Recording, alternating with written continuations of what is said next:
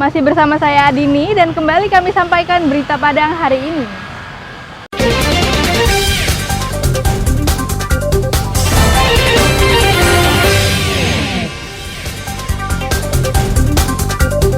Puluhan warga di Padang Pariaman dievakuasi karena banjir.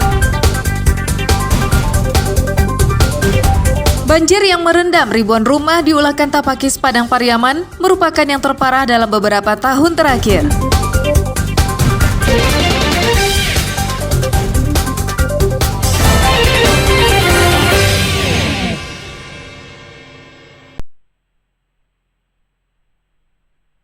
Inilah rekaman kamera pengintai yang terpasang di salah satu rumah di daerah Dadok Tunggul Hitam, Padang. Rekaman ini memperlihatkan detik-detik sebuah sepeda motor alami kecelakaan tunggal.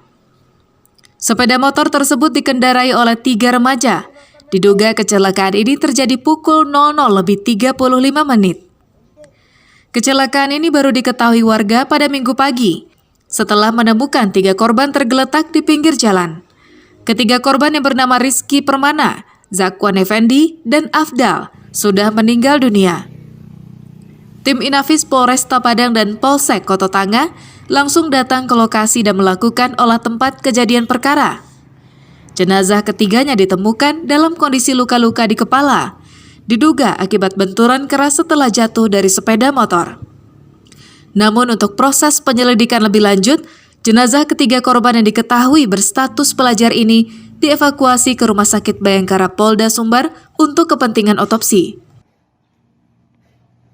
Korban 3 orang, Bang. 3 orang? Iya. Meninggal di dunia, Bang? Iya. Meninggal di tempat. Anak-anak itu gimana sih, Bang? Ya, ini anak-anak sekolahan lah, remaja. Berarti dia ketahui dari pagi ya, Bang ya? Iya, pagi tadi. Penyebab terjadinya kecelakaan ini masih dalam penyelidikan polisi. Usai diotopsi, ketiga korban diserahkan kepada keluarga.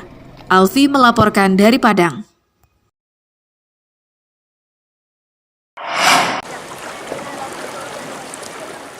Hingga Selasa sore, banjir di Kabupaten Padang Pariaman masih belum surut. Di Nagari Tapakis, Kecamatan Ulakan Tapakis, air setinggi 1 meter masih merendam jalan dan permukiman. Sebagian warga terpaksa bertahan di dalam rumahnya yang terendam banjir. Salah satunya Ernita yang tengah hamil 8 bulan ini. Ia bersama suami dan anak perempuannya yang sedang sakit, tak bisa kemana-mana karena air mengepung rumahnya. Mereka hanya tidur di atas meja dan bangku kedainya sambil menunggu datangnya bantuan. Sesekali Ernita memegang perutnya karena menahan lapar setelah bertahan sejak Senin malam. Masuk 8 bulan. Ini anak juga lagi sakit. Kenapa bertahan di sini, Bu? Iya, soalnya itu airnya tambah besar kan, nggak bisa ngungsi. Di situ juga di rumah kan, ada rumah dekat sini. Iya. Tuh airnya tambah deras, takut. Jadi ngungsi aja di sini dulu. Banjir di Ulakan Tapakis ini merendam sekitar 1.200 rumah. Warga yang rumahnya terendam sebagian mengungsi ke tempat-tempat yang lebih aman. Namun ada juga yang bertahan sambil menunggu bantuan. Sampai sekarang, tadi kami kontak dinas sosial, katanya ada dapur umum yang dibuat di Kampung Ngelapung. Kalau seandainya sudah masak, baru didistribusikan ke Nagari Tapakis. Berarti belum ada bantuan? Belum, sampai sekarang belum. Banjir di Ulakan kali ini bertahan cukup lama karena diduga bertepatan dengan terjadinya pasang air laut. Sebab daerah ini berada dekat dari pantai yang menyebabkan air sungai tertahan. Eki Rafki melaporkan dari Padang Pariaman.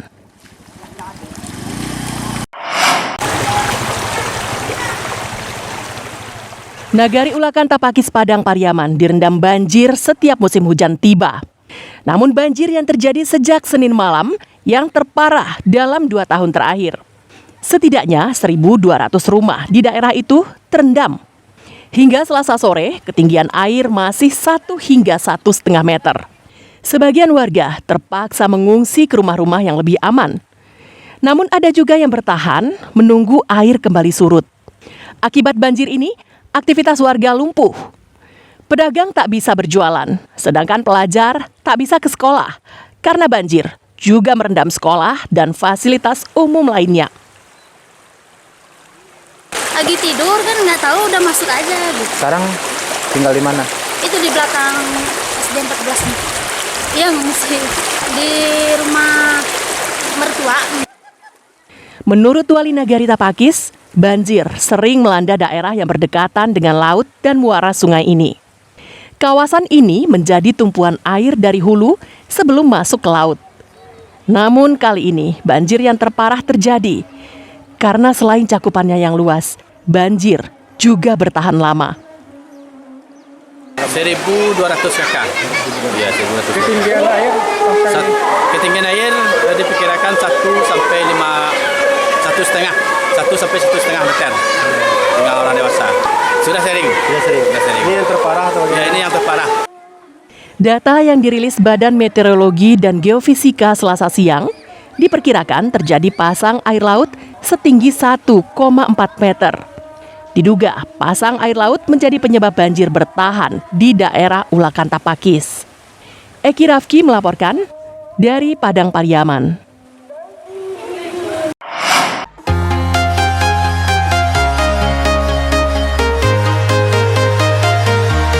60 pengendara sepeda motor trail menjajal jalur ekstrim Bukit Kanduang di Nagari Amping Parak Timur, Kecamatan Sutera, Pesisir Selatan. Mereka terbagi dalam 2 kelas, yakni kelas motor trail dan motor bebek 125 cc modifikasi.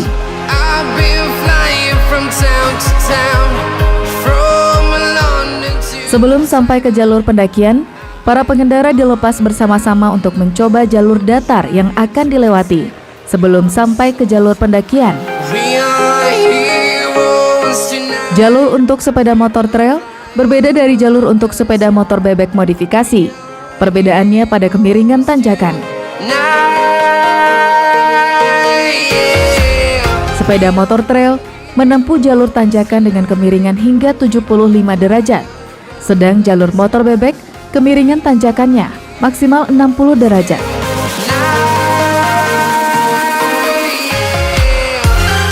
Banyak pengendara yang terjatuh di tengah tanjakan karena tak sanggup menjaga keseimbangan hingga ke puncak. Untungnya mereka segera ditolong penonton yang berdiri menyaksikan di pinggir jalur.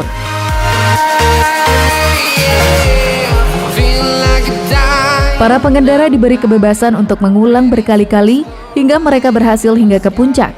Dari puluhan pengendara yang mencoba, hanya 1 pengendara dari kelas sepeda motor trail berhasil sampai ke puncak. Termasuk puas, mantap. Sulit nggak nih? Memang sulit. Berapa kali percobaan tadi nih Bang? 4 kali percobaan. 4 kali percobaan ya Bang? Sebelumnya sudah pernah mencoba olahraga ini Bang? Belum? Baru ini mencoba Bang? Ya, perdana. Perdana ya? Ya.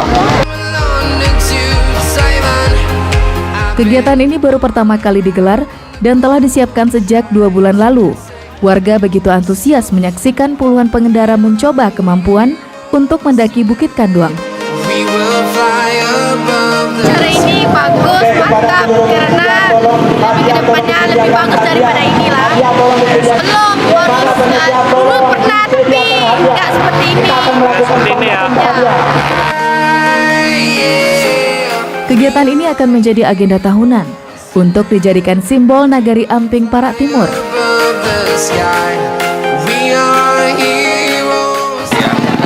Bagus.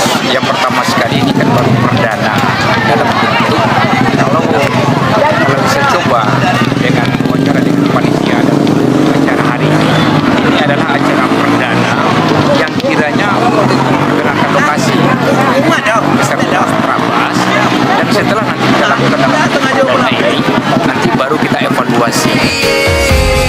Masyarakat dan para pengendara berharap acara seperti ini bisa rutin dilaksanakan, bahkan menjadi kegiatan yang lebih besar lagi agar Nagari Amping Parak Timur dapat dikenal oleh orang banyak.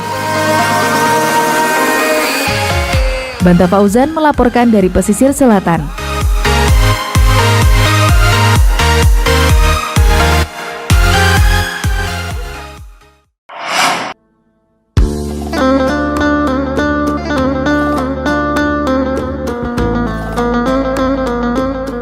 Saat ini, Darmasraya memiliki sebuah masjid agung yang mampu menampung 10.000 orang. Luas masjid ini hampir 9.000 meter persegi dan berdiri di atas tanah seluas 7 hektar. Selain masjid, juga terdapat Islamic Center yang dipergunakan sebagai pusat kajian agama Islam. Di lokasi ini juga terdapat area penataan dengan luas 3,5 hektar. Dari udara, bangunan masjid ini terlihat seperti orang bersujud ke arah kiblat dengan 4 kubah yang mengandung makna filosofi adat Minangkabau Tau Jonan Ampe. Masjid ini juga mengusung konsep green building yang memanfaatkan pencahayaan alami serta hembusan angin untuk menyejukkan jamaah. Desainnya juga modern. Setiap detail memperhatikan estetika yang memanjakan mata. Masjid ini terletak di pinggir jalan lintas tengah Sumatera. Selain menjadi objek wisata baru, masjid ini juga bisa dijadikan tempat untuk beristirahat bagi warga yang menggunakan jalur darat dari Pulau Jawa ke Sumatera Barat.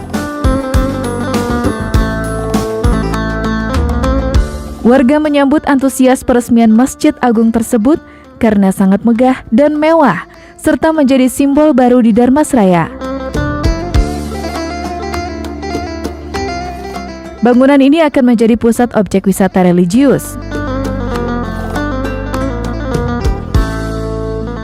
Muko-muko Bengkulu Utara mau ke sini kan kok megah sekali. Sama keluarga ini, adik ini, ayo kita mampir sini. Dia ngomong, ayo kok mewah sekali. Bismillahirrahmanirrahim. Di Darmasraya sudah ada Masjid Agung Darmasraya yang sangat luas, tentunya bagus, bersih dan nyaman untuk kita melakukan sholat seperti ibadah gitu.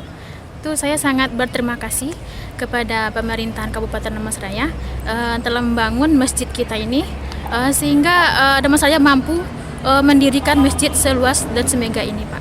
Kami sangat excited ini dengan pembangunan masjid ini. Mungkin ini merupakan gambaran dari kami masyarakat Darmasraya. Harapan kami ke depan masjid ini bisa dimanfaatkan maksimal oleh masyarakat dan meningkatkan ketakwaan masyarakat untuk lebih baik lagi. Hebatnya, masjid ini dibangun menggunakan APBD Darmasraya dengan sistem tahun jamak sejak 2018 dan menghabiskan biaya lebih dari 800 miliar rupiah. Pemerintah pusat hanya membantu penataan lanskap yang bersumber dari APBN sejumlah 18,9 miliar rupiah.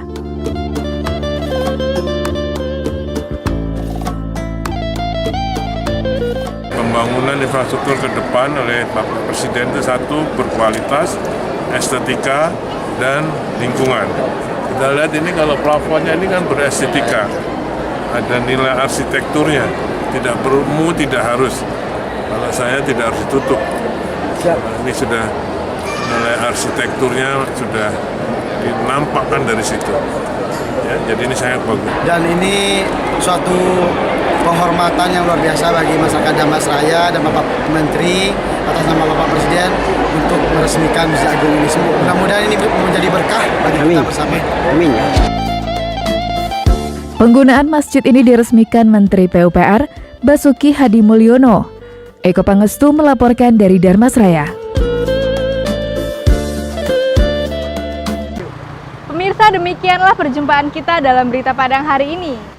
Saya Adini dan tim redaksi yang bertugas pamit undur diri. Selamat beraktivitas dan sampai jumpa.